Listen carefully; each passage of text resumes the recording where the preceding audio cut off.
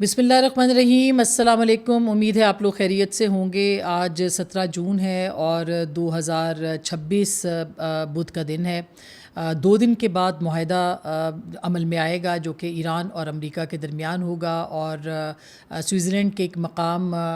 جو کہ ایک سیاحتی ریزورٹ ہے، یعنی ایک جگہ ہے، اس کو وہاں پر برجن، اس کا نام ہے برجن ریزورٹ کے اندر اس کو جو ہے وہ سائن کیا جائے گا۔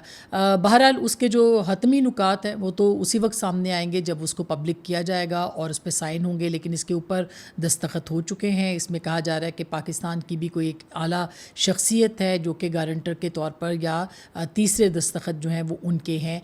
ہو سکتا ہے کہ یہ فیلڈ مارشل ہی ہوں جن کے دستخط اس کے اوپر کیے گئے ہوں، لیکن جو اصل چیزیں ہیں وہ سب سامنے آئیں گی 19 تاریخ کو جمعے کے دن، جب بھی اس کے اوپر سائن ہوں گے۔ دوسری جانب امریکہ اور ایران کے درمیان جو ہے وہ $300 ارب کا نجی سرمایہ کاری فنڈ بھی شامل کیا گیا ہے، جس کے تحت کہا جا رہا ہے کہ خلیجی ممالک کے ساتھ جو ہے اس کا ایک رابطہ رہے گا اور اس کا ربط بنے گا۔ امریکہ اور ایران معاہدے میں $300 ارب کا نجی سرمایہ کاری فنڈ شامل ہے، جبکہ $150 ارب سے زائد سرمایہ کاری کی یقین دہانی پہلے ہی ہو چکی ہے، اور فنڈ کا مقصد ایران میں توانائی، لاجسٹکس، مینوفیکچرنگ کے شعبوں سرمایہ کاری کو فروغ دینا ہے۔ ایران کو تیل کی فروخت اور برآمدات بحال کرنے کی اجازت ملنے کے امکان ہے، اور پابندیوں میں رعایت بینکاری، ٹرانسپورٹ، انشورنس خدمات پہ بھی جو ہے وہ لاگو ہوگی، جبکہ سہولت ایران کی معاہدے پر شرائط پر عمل درآمد سے مشروط کی جائے گی۔ اسی طرح سے ایران اور امریکہ کے درمیان جو یادداشت ہے اس کی جو شقیں سامنے آئی ہیں اس میں $300 ارب کی تعمیر نو اور پابندیوں کے خاتمے کی تجویز بھی شامل ہے، اور حتمی معاہدہ طے پانے کے 1 ماہ کے اندر امریکہ خطے میں سے تمام فوجی قوتیں واپس بلا لے گا، یہ بھی کہا جا رہا ہے کہ اس کے اندر شامل ہے۔ یہ ایک بہت بڑی ڈیولپمنٹ ہوگی، اور اگر یہ ہوتا ہے تو ظاہری طور پر اس پورے ریجن کے اندر جو نیٹ سیکیورٹی پرووائڈر ہے وہ 2 ہی رہ جائیں گے، یا ایران ہوگا یا پاکستان ہوگا۔ اور اس سلسلے میں کہا جا رہا ہے کہ ایران جو ہے وہ اس کے خلیجی ممالک کے ساتھ جو ہے وہ کافی قریبی رابطے اور مذاکرات یا معاملات جو ہیں وہ شروع ہو گئے ہیں، کیونکہ نیٹ سیکیورٹی پرووائڈر کے طور پر، یا جسے کہتے ہیں ایک ریجنل ارینجمنٹ کے طور پر جو ہے وہ اس کے اوپر خلیجی ممالک ایران کی طرف دیکھیں گے۔ یہ ایک بہت بڑی ناکامی امریکہ کی، جو کہ اس خطے میں سیکیورٹی دینا چاہتا تھا، GCC ملکوں کو اس بات کی یقین دہانی کروا رہا تھا کہ وہ سیکیورٹی پرووائڈر ہوں گے، لیکن وہ ان کو سیکیورٹی پرووائڈ نہیں کر سکے۔ اور اب اس نئی صورتحال کے اندر خلیجی ممالک جو ہیں ان کو ایران کی طرف سے خطرہ رہے گا، اسی لیے کہا یہ جا رہا ہے کہ ایک ایسا معاہدہ طے پا سکتا ہے ایران اور خلیجی ممالک کے درمیان جو کہ عدم جارحیت کا جو معاہدہ ہے وہ ہو، اور اس کو نان ایگریشن ایگریمنٹ کے طور پر جو ہے وہ دیکھا جا سکتا ہے۔ اگر یہ ہو جاتا ہے تو یہ اس پورے ریجن کے لیے ہی نہیں، ایران کے لیے ہی نہیں بلکہ پورے ریجن کے لیے ایک بہت ہی اہم ڈیولپمنٹ ہوگی، اور اس کا مطلب یہ ہوگا کہ جو قطر آلریڈی توانائی کے معاملے کے اوپر انفراسٹرکچر اور دیگر معاملات میں ایران کے ساتھ بات چیت کر رہا ہے، اور کہا جا رہا ہے کہ اربوں ڈالر کی جو ان کے بیچ میں توانائی کے حوالے سے جو یعنی بجلی کو سپلائی کرنا، الیکٹرسٹی جو کہ ایران کے پاس بہت زیادہ ہے، اس کو ایران اور قطر کے درمیان بجلی کے گریڈز جلد جو ہے وہ منسلک کر دیے جائیں گے، اور علاقائی توانائی تعاون میں اس کو بہت ہی اہم پیش رفت قرار دیا جا رہا ہے۔ اسی طرح سے جو خلیجی ممالک اور ایران کے درمیان اگر یہ بڑا علاقائی سمجھوتا ہو جاتا ہے تو اس کو بھی ایک ایران کی بہت بڑی کامیابی اور ایک ڈائنامکس اس پورے ریجن کے اندر چینج ہو جائیں گی، اور نہ صرف چینج ہوں گی بلکہ ایران کو اس میں ایک بہت بڑا اور اہم مقام جو ہے وہ حاصل ہو جائے گا۔ یہی نقطہ ہے جس کے اوپر بہت بات ہو رہی ہے، اور مشرق وسطیٰ جو ہے اس میں ایک پوری تبدیلی کا عمل سامنے آ رہا ہے، اور نہ صرف وہ تبدیلی کا عمل سامنے آئے گا بلکہ اس پوری تبدیلی کا جو شاخسانہ ہے وہ اس خطے کے عوام کو بھی اس کا ملے گا، اس کا جو ثمر ہے وہ خطے کے عوام کو اور اس ریجن کے جو ممالک ہیں ان کو ملے گا، اور ایک نئی سیکیورٹی ارینجمنٹ جو ہے وہ میڈل ایسٹ کے طور پر جو ہے وہ سامنے آئے گی، اور یہی امریکہ کو یہاں سے رخصت کرنے کا سبب بنے گی۔ یعنی GCC ممالک کے لیے اس وقت امریکہ کے جتنے اڈے ہیں اگر اس کو ختم کر دیا جاتا ہے تو ایک پہلے ہی ایک امن کی بنیاد جو ہے وہ طے کی جا سکتی ہے، وہ رکھی جا سکتی ہے، لیکن وہی جو میں نے پہلے کہا کہ ابھی اس معاہدے پہ سائن ہونے میں 2 دن باقی ہیں، اور نیتن یاہو صاحب جو ہے وہ پیچ و تاب کھا رہے ہیں کہ اس وقت کسی طریقے سے اس امن کے اس مرحلے کو جو ہے وہ ڈی ریل کیا جائے.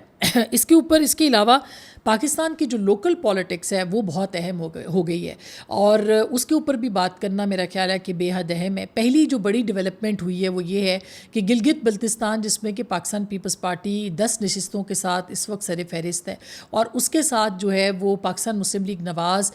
5 سے 6 ایک سیٹ پہ بھی آنا باقی ہے نتیجہ، جبکہ 5 نشستیں ان کے پاس ہیں اور 4 جو آزاد تھے جو کہ کہا جا رہا ہے کہ یعنی ان کو کسی پارٹی میں شامل ہونا تھا، وہ پاکستان پیپلز پارٹی کی بجائے آئی پی پی کے اندر شامل ہوئے ہیں جو کہ علیم خان صاحب کی پارٹی ہے. ان کے آلریڈی 2 وہاں پر مستقل یعنی منتخب اراکین ہیں، لہٰذا 6 ان کی تعداد ہو گئی ہے. 6 تقریباً Pakistan Peoples P M L N کی ہو جائے گی اور 10 پاکستان پیپلز پارٹی کے. لیکن ابھی تک حکومت کی فارمولیشن بنانے کے حوالے سے یا حکومت بنانے کے حوالے سے ابھی تک کوئی وہاں پر کلیئر پکچر جو ہے وہ نہیں سامنے آئی ہے. اور کہا جا رہا ہے کہ پاکستان پیپلز پارٹی اور پی ایم ایل این کے درمیان اختلاف کی ایک بڑی وجہ جو ہے وہ اس وقت گلگت بلتستان کے اندر حکومت اکثریت میں پاکستان پیپلز پارٹی ہونے کے باوجود حکومت نہ بن سکنا ہے. اور اس کی بڑی وجہ یہ ہے کہ پاکستان مسلم لیگ نواز جو ہے وہ اس نے یہ تو کہا ہے کہ وہ ان کو ووٹ دے سکتے ہیں گورنمنٹ کے لیے، لیکن وہ ان کے ساتھ حکومت میں نہ شامل ہونے کا اعلان جو ہے وہ بھی کر سکتے ہیں. اس بات کا امکان موجود ہے. دوسری جانب یہ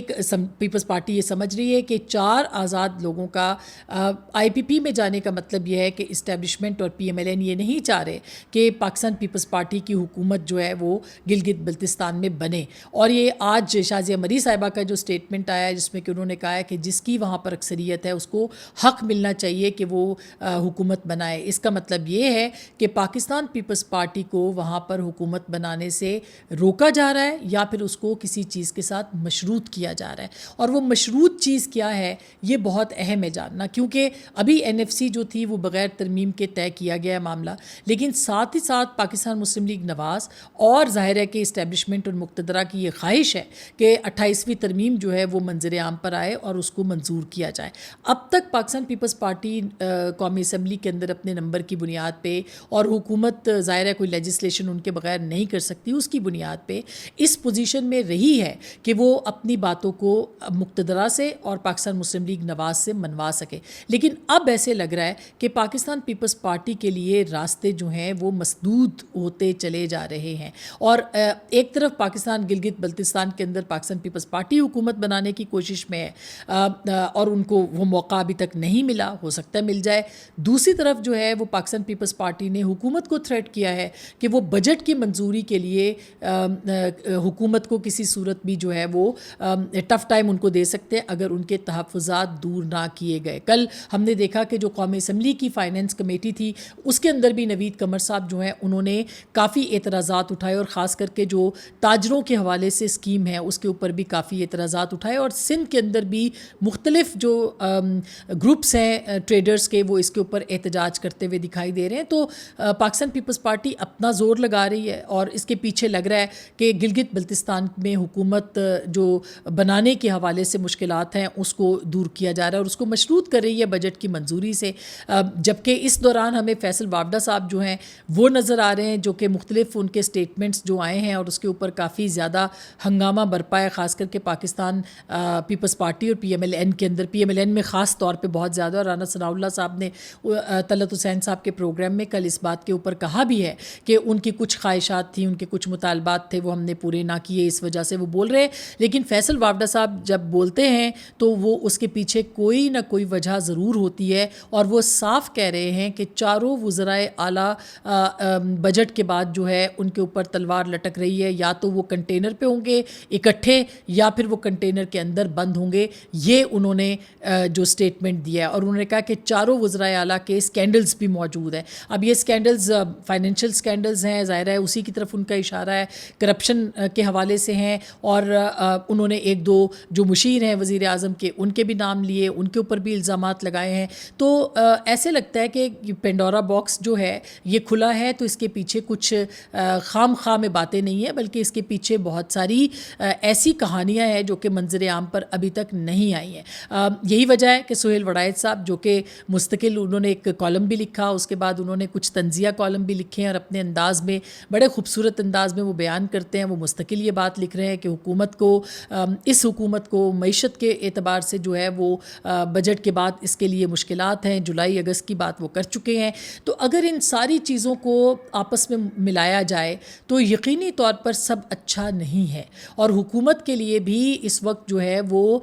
یعنی لیئرز کے اندر گورنمنٹس جو ہیں, پیپلز پارٹی کو کہیں سے پریشر ہے, حکومت کو کہیں سے پریشر ہے,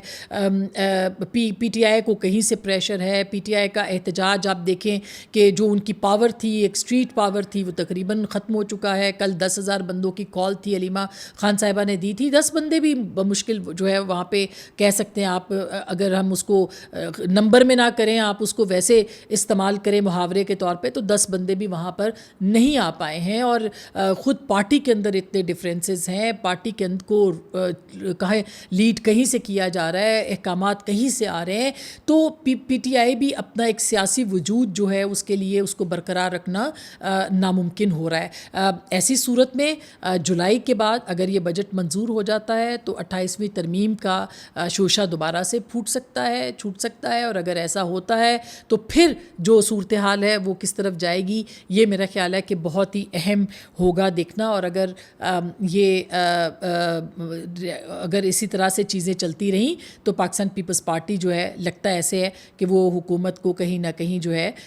گو کہ اسحاق ڈار صاحب ان سے مل رہے ہیں, ان کو مطمئن کرنے کی کوشش کر رہے ہیں, لیکن لگتا ایسے ہے کہ گلگت بلتستان کی حکومت جب تک نہیں بنے گی, پاکستان پیپلز پارٹی اسی طرح سے بجٹ کے حوالے سے بیانات بھی دیتی رہے گی, اور ہو سکتا ہے کہ بجٹ کے حوالے سے معاملات کھٹائی میں بھی ہوں. یہ کچھ معاملات تھے جس کے اوپر ہم نے بات کرنا. میں چلتے چلتے پیٹرولیم پرائسز کے حوالے سے بات کروں کہ جیسے ہی انٹرنیشنل مارکیٹس کے اندر جو ہے وہ پیٹرولیم پرائس بڑھتی ہے تو فوراً ہی پاکستان کے اندر جو ہے وہ پیٹرولیم پرائسز جو ہے اس میں اضافہ ہو جاتا ہے, اور جیسے ہی گھٹتی ہیں تو اس کے اندر معمولی سا اضافہ ہوتا ہے, 5 روپے 10 روپے. یعنی اس حکومت نے یہ بیڑا اٹھا لیا ہے کہ یہ ہر طرف سے عوام کو تنگ کریں گے, اور یہ بجائے ریلیف دینے کے جو ٹیکسیشن کے معاملات ہیں ان کو